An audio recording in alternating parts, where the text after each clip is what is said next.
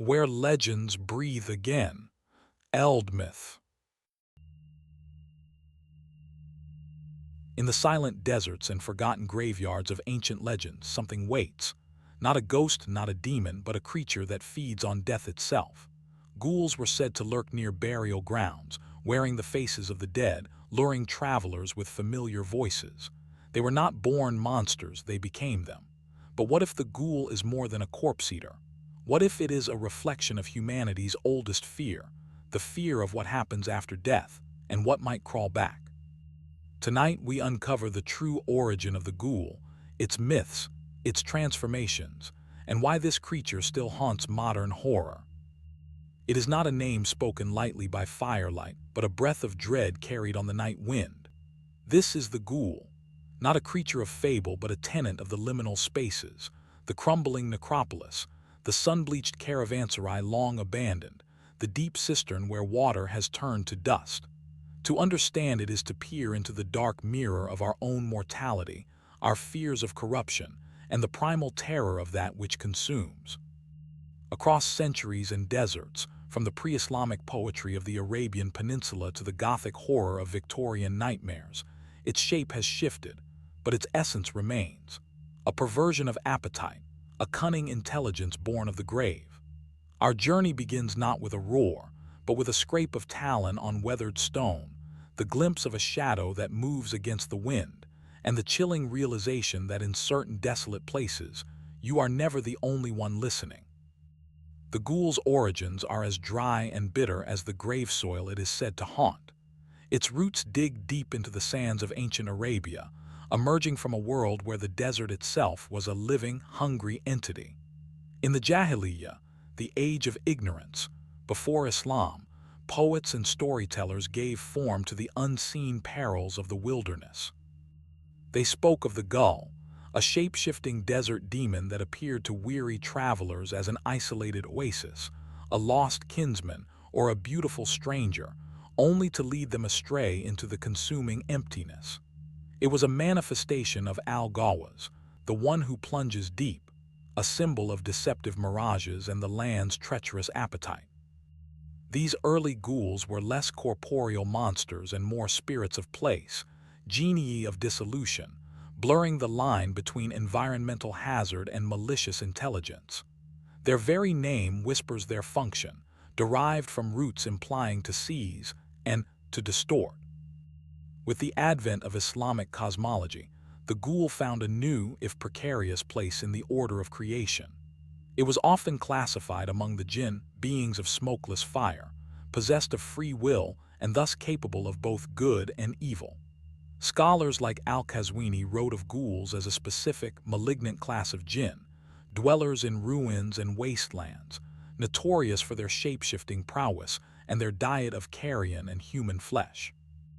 This theological framing gave the creature a paradoxical solidity.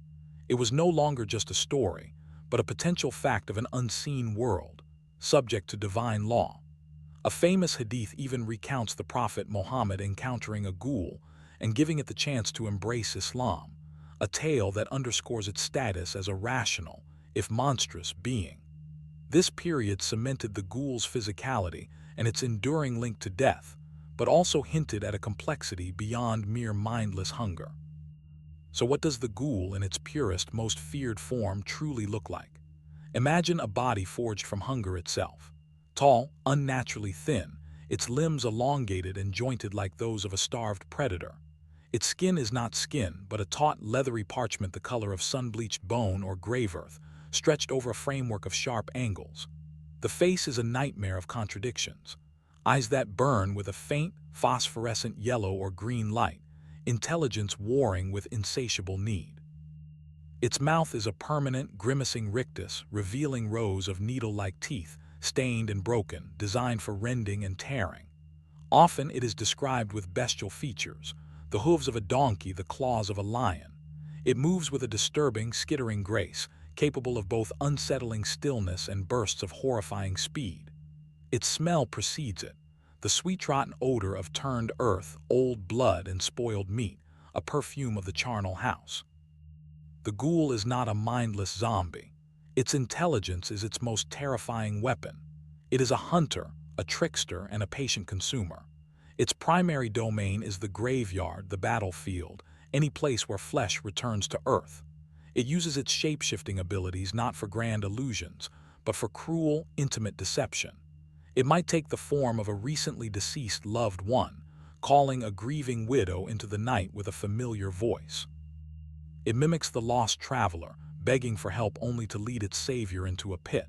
Its goal is always to isolate, to terrify, and then to feed. The feeding itself is a grotesque ritual. It does not simply kill, it exhumes. With those sharp claws, it digs into fresh graves, consuming the corpse within. In some tales, by eating the dead, it can temporarily assume their likeness and memories, adding another layer to its deceptive arsenal. This behavior cemented its role as the ultimate violator of sacred rest, a consumer of memory, and a profane parody of the natural cycle. Humanity, living in the shadow of such a creature, did not remain passive. A rich tapestry of folklore practices emerged to ward off the grave defiler. Iron, believed harmful to many supernatural beings, was used in grave decorations or buried with the dead. Specific prayers and incantations, often from the Quran, were recited during burials to sanctify the ground and make it inhospitable to the ghoul.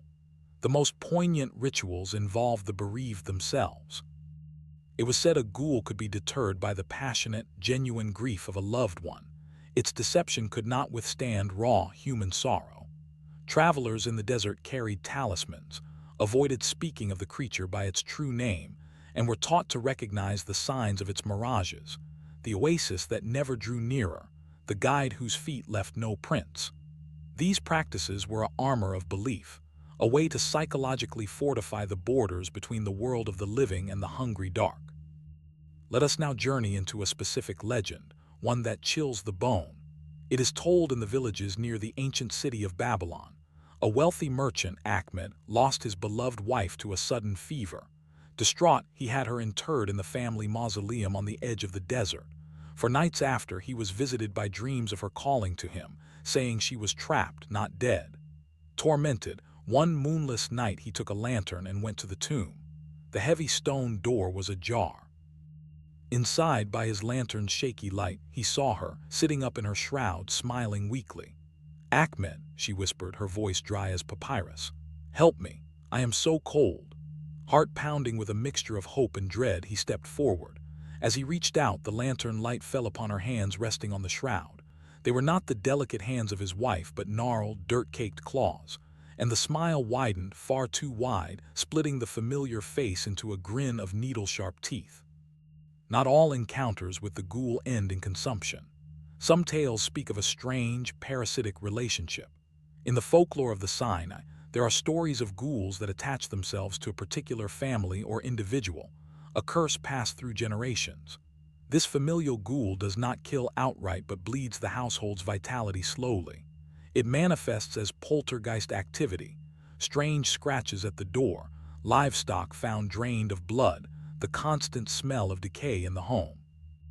It whispers doubts and temptations to family members, sowing discord and madness.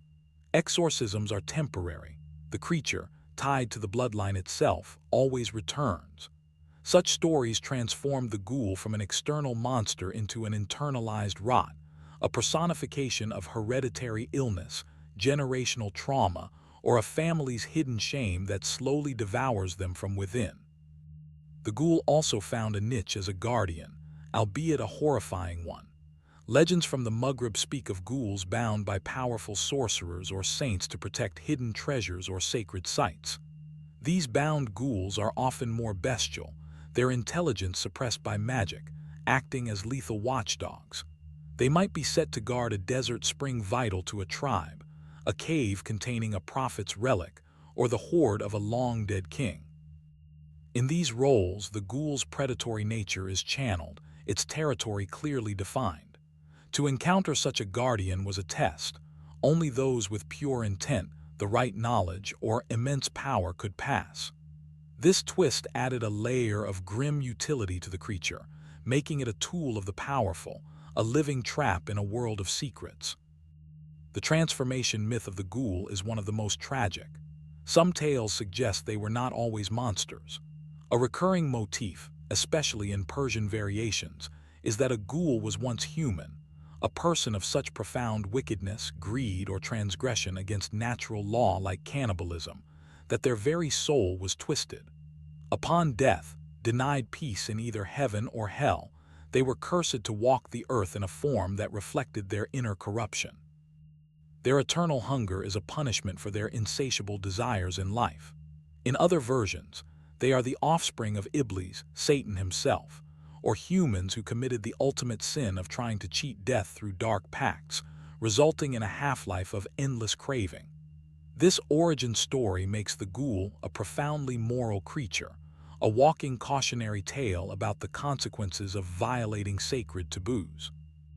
As tales of the ghoul traveled beyond the deserts, carried on trade routes and in scholars' texts, they morphed to fit new landscapes and fears.